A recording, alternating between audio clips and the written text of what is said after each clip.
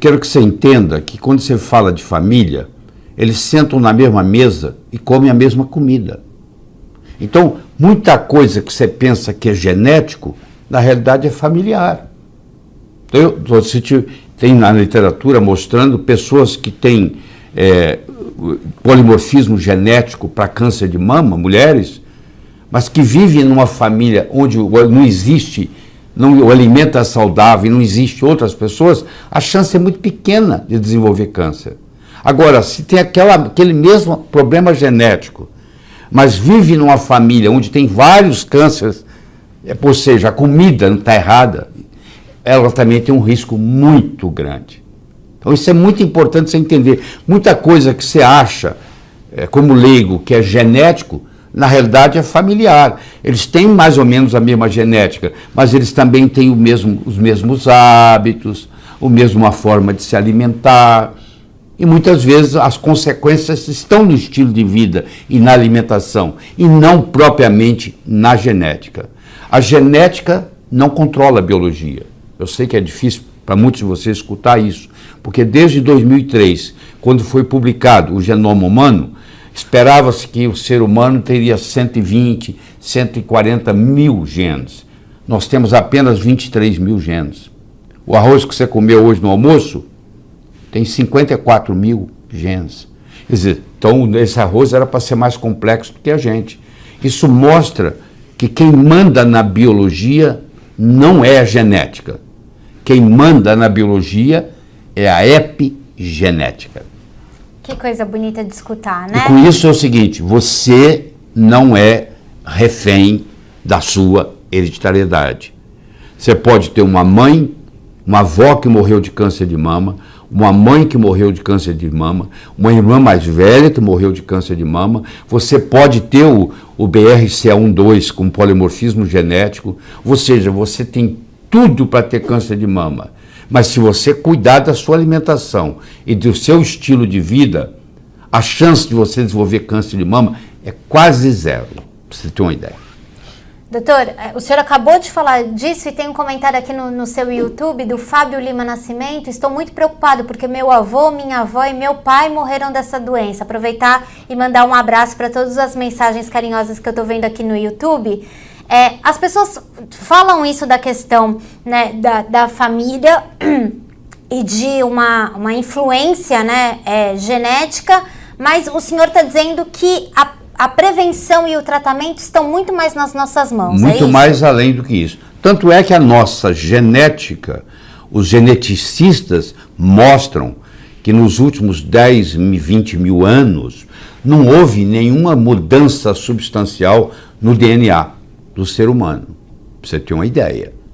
E, se você for observar o câncer em 1900, nos Estados Unidos, 3% das mortes era por câncer. Em 2000, 24% das mortes foi por câncer.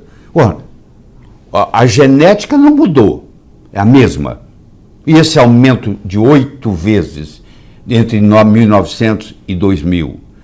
O American Cancer Society publicou e mostra que entre 2017 e 2013 e 2017, os últimos 5 anos que está catalogado, houve um aumento de 1,7% na incidência de câncer e um aumento de 3,4% no aumento da mortalidade.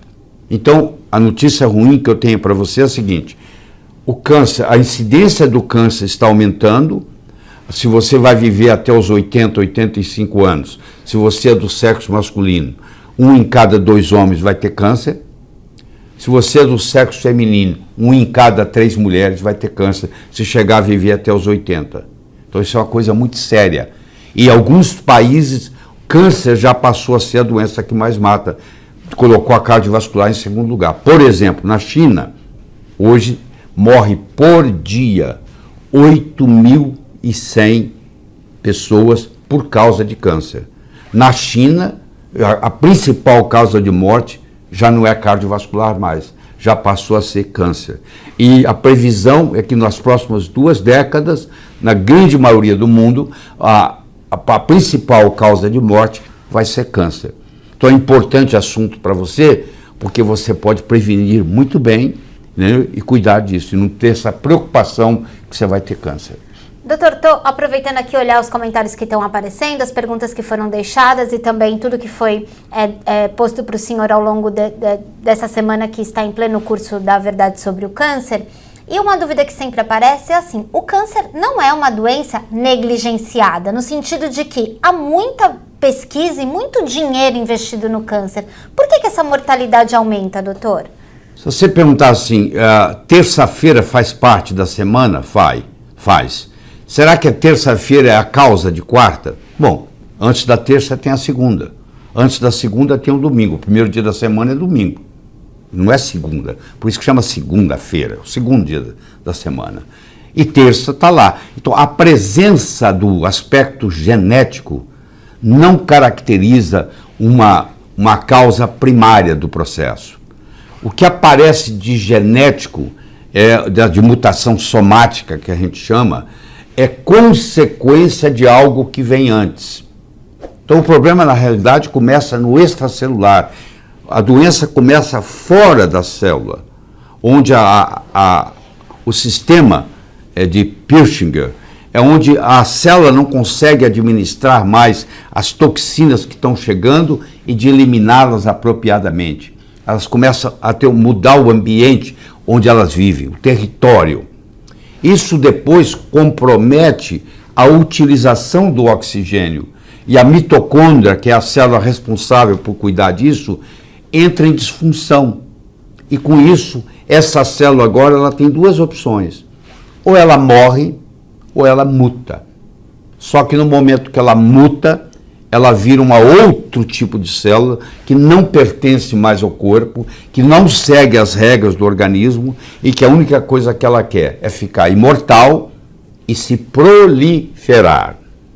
Se nós olharmos o câncer como processo genético, só como vem sendo feito, desde 1971, Richard Nixon declarou guerra ao câncer, e desde então o câncer só aumentou, e não tem nenhuma doença no mundo que é direcionado tanto dinheiro para pesquisa quanto o câncer, e o resultado é pífio, ou seja, não aconteceu quase nada. Isso que vocês veem nos jornais, nas televisões, uma droga nova, isso não se materializa, é uma conversa que nunca chega na farmácia, entendeu? Infelizmente os resultados, a mortalidade continua aumentando. Eu sei que muitos de vocês aí médicos estão dizendo, mas a mortalidade do câncer diminuiu. Não é verdade. Não é verdade. Isso é estatística fraudulenta. Porque se você vê como que determina a mortalidade por câncer, é assim. Se você tem câncer e não morreu em 5 anos, se você morrer com 5 anos e 1 mês, eles vão dizer que não foi câncer. Porque o câncer com 5 anos, entre aspas, foi curado. Como hoje nós conseguimos fazer diagnóstico mais precoce, a pessoa vive mais tempo com câncer e completa os 5 anos e dá a entender que é curado. Se ele morrer com 5 anos e 1 dia, aquilo lá não cai na estatística de câncer, cai na estatística que o câncer foi curado. Então isso é um engano, nós todos estamos sendo enganados com isso. Mas se você vê os dados da American Cancer Society publicados, mostram que mesmo nos últimos 5 anos as drogas melhoraram. Não é verdade. Os dados da American Cancer Society, publicados de 2013 a 2017, mostram que não só o câncer está aumentando na sua incidência, aumentou nesses 5 anos 1,7%, e a morte por câncer aumentou 3,4%. Ou seja, a morte por câncer está aumentando 2 vezes mais do que o câncer propriamente dito. Doutor, isso no mínimo, né, se você olha para essa estatística com verdade, né, sem amarras... Como deveria ser olhado? No mínimo mostra que o caminho seguido até agora não tem surtido efeito. Não tem surtido efeito. Você está procurando a sua carteira onde você não perdeu. Por mais que ela esteja, o lugar lá esteja iluminado, você não vai encontrar. Agora, se nós, e não é Laí Ribeiro falando isso, as pessoas que realmente se dedicam ao estudo do câncer, que não estão interessados em faturar a indústria do câncer, que é um problema muito sério, todos convergem para esse mesmo processo, que o câncer é uma doença metabólica mitocondrial, que Quando a célula não consegue mais utilizar o oxigênio, ela tem que mudar para um metabolismo anaeróbio com produção de ácido lático. E isso desestabiliza o genoma. Então cria-se uma instabilidade genômica. E essa instabilidade genômica leva à mutação. Então a parte genética do câncer não é a causa primária. A parte genética do câncer é secundário a um processo metabólico. E quando você dá espaço para trás e vê que o processo é metabólico, ao invés de ser genético, as interferências que você pode fazer são inúmeras e sem efeitos colaterais. E cada vez mais mostra o valor de uma alimentação saudável, que é difícil de ter hoje. Não é que você está na mesa, eu tenho isso. Não, você precisa ver onde é que essa alimentação veio. Ela é natural, ela é local, ela é sazonal, entendeu? Ela não usaram agrotóxico, tudo isso conta. E, infelizmente, quando você usa agrotóxico, o que acontece? Além do alimento ficar contaminado com agrotóxico, o agrotóxico mata a micorriza que está no solo, que são os fungos que vão preparar os minerais e as vitaminas para serem absorvidas pela planta.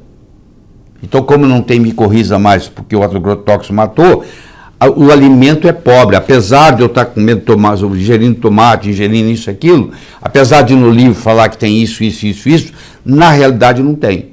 Então, por melhor que você escolha a sua mesa, se ela não for orgânica, e orgânica de verdade, não é só de selinho, não, é de verdade, tem que ser, você sabe que no Brasil tudo tem problema, se ela é orgânica, aí você está fazendo uma prevenção contra o câncer.